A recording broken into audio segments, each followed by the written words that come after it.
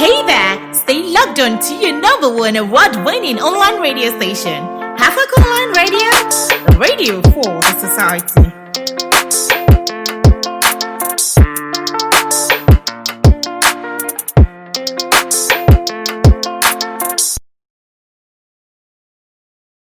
Hello lovelies, Alhamdulillah, it's a beautiful Wednesday again, and here comes another beautiful edition of muslimah'sworld, the Beebah. This is Hafak Online Radio, your number one online radio for the society. I'm your humble host, Beebah, and I welcome you all with the most beautiful word saying, Assalamu alaikum wa rahmatullahi wa barakatuh. A beautiful reminder to us all. Do you know that the constant saying of Alhamdulillah is a beautiful one, which is very necessary? Giving praises and thanks to Allah at all instances is more beneficial to us than we could ever think of. Thanking Allah for everything is a blessing.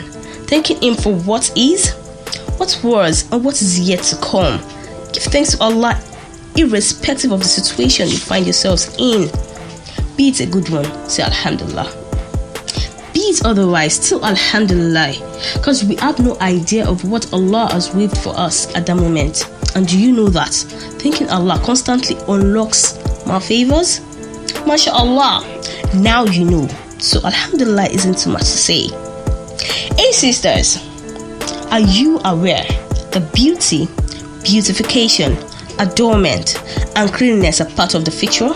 That is innate disposition which Allah disposed those of sound nature upon, and no religion out there has encouraged purity and Islam as Islam did. Allah subhanahu wa ta'ala indeed said in Surah Al-Araf verse 31 that, O children of Adam, take your adornment at every masjid. That is, it is very much necessary to put on a good appearance, as doing so is one aspect of remembering Allah's blessings upon us, especially when dealing with others and when performing prayers. Likewise, the Prophet ﷺ said, purification is half of faith. And indeed, Allah is beautiful and loves beauty. And whoever has hair, let him honor it. When it comes to women, beauty and adornment can be considered as an inborn need. We find the Prophet ﷺ deeming gold and silk forbidden for men, but permitting them for women, MashaAllah. And find him especially stressing the importance of a woman's beautification for her husband. That is, it is very necessary to constantly look good and all radiant for our husbands. However, some aspects of a woman's adornment are only lawful for her husband, some are only lawful for her married relatives and fellow women, some are lawful in every situation, and some are disliked or unlawful in any situation. The issue of a woman's adornment is certainly a great one due to what negligence towards it can trigger of corruption. And for that reason, the Prophet ﷺ went as far as stipulating from those pledging allegiance to renounce immodest display of adornment as part of their pledge. So inshallah today, I will be giving some tips and guidelines on how to adorn ourselves in an halal way. But before I zoom into details, before I yarn una full story about this matter, so going on a break now, please do stay tuned. We'll be with you in a jiffy. Just stick around.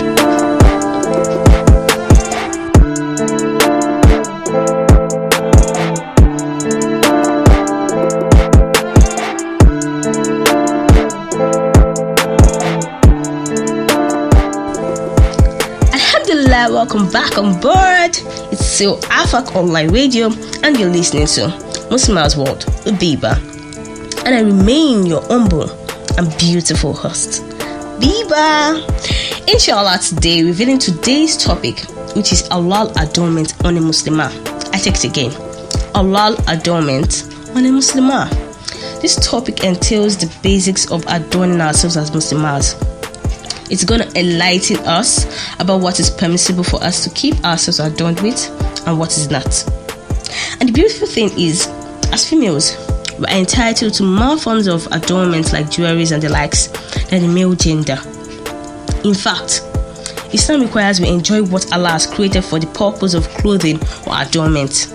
As the Quran states in Surah Al-Araf chapter 7 verse 32 that Say, who has forbidden the adornment of Allah which He has brought forth for His servants, and the good things, clean and pure, which Allah has provided for them?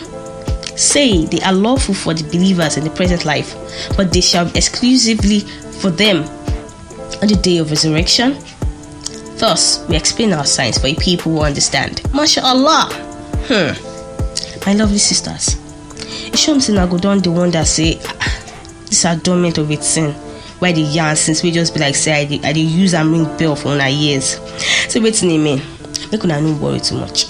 Inshallah, I'll start by defining what adornment is itself. What exactly does the word adornment mean? To a layman, adornment is equivalent to beautification. But generally, adornment is that which has the effect of beautifying the person and is opposite of something that mars or blemishes. Adornment shouldn't be of negative effect to the person. Instead, it should be used to enhance one's beauty and appearance. There are different types of adornments, such as intellectual, mental, and physical adornment. Intellectual and mental adornments include beautifying oneself with good manners and virtues. All physical adornments consist of two kinds. They are that which is hidden, that's what we can actually make obvious to people, and that which is apparent, that is what naturally is visible to people. So first, hidden adornment would include the hair and breasts, for example, and jewelry, particularly the kind that jingles and attracts attention. That is, jewelries that are alarming and breathtaking. That is, those jewelries that at the sight of its last song, subhanallah, go escape from out. And also bracelets, anklets, and all the jingles should be kept hidden. Those kind of bracelets that actually make sound and all of that, those should actually be kept hidden as much as possible. However, an exception is made for what would be considered as an acceptable amount of jewelry that a woman might normally wear all the time, such as a ring or single bracelets. Additionally, adornment which is already apparent also refers to the part of a woman's attire she should wear under ordinary circumstances, or something which is pre-existing. That is why if one's garment or scarf is patterned, it would fall under the category of what is already apparent.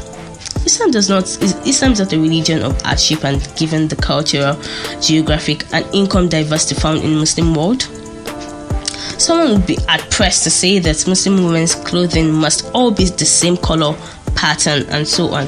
What is more important is for you to gauge if you are comfortable, presentable, and professional. We women know the difference between clothing that is neat and beautiful, that is within limits, and clothing that is revealing and inappropriate. So, my dear sisters, adorning yourself shouldn't be an excuse or a sort of excuse to look inappropriate at all. Alhamdulillah, having defined adornment to an understandable extent, I'll be giving some guidelines particular to the issue of adornment. These are: first, it must not involve altering the creation of Allah subhanahu wa ta'ala. For it has been confirmed in multiple hadiths that the Prophet sallallahu alaihi wasallam cursed those who alter the creation of Allah, whether by tattooing, plucking of the eyebrows, or filing the teeth for beautification. These three things listed are prohibited in Islam. That is, it isn't permissible to tattoo your skin. Those who have tattoos and should get them surgically removed advisably. And also, plucking of the eyebrows or filing of the teeth for beautification is actually extreme and not permissible.